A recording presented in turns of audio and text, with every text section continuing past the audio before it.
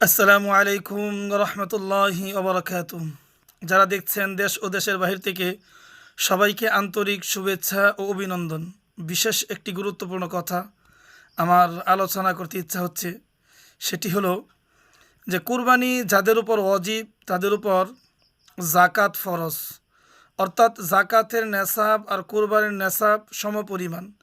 জাকাতের বিধান হলো 1 বৎসর পরিপূর্ণ হতে হবে, আর কুরবানি যদি কুরবানির দিন পর্যন্ত সে নেসাবের মালিক হয়ে যায় তাহলেই তার উপর কুরবানি ওয়াজিব হয়ে যায়।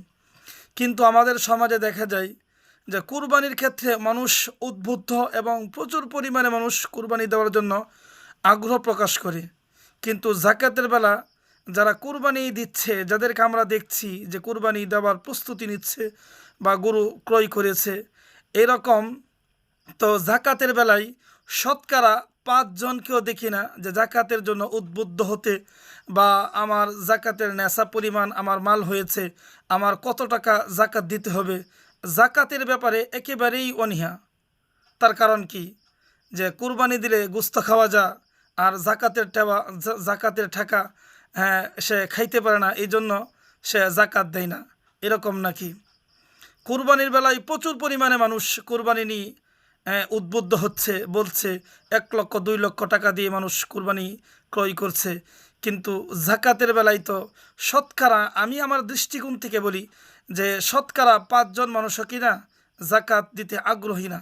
কিন্তু জাকাতের বিধান হলো ফরজ, আর কুরবানির বিধান হলো ওয়াজিব। তো ওই জাকাতের টাকা, এটা হলো গরিব মিসকিনের হক।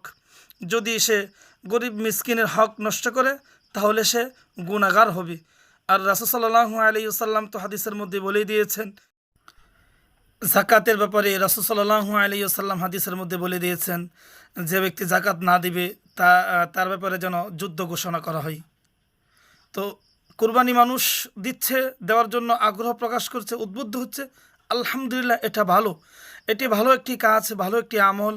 আল্লাহ তাআলার নৈকট্য হাসিল করার জন্য এই কাজগুলি করা উচিত। কিন্তু জাকাতের ব্যাপারে উদাসীন হওয়া উচিত না। জাকাতের ব্যাপারে যথেষ্ট পরিমাণ সচেতন হওয়া, এটা আমি মনে করি।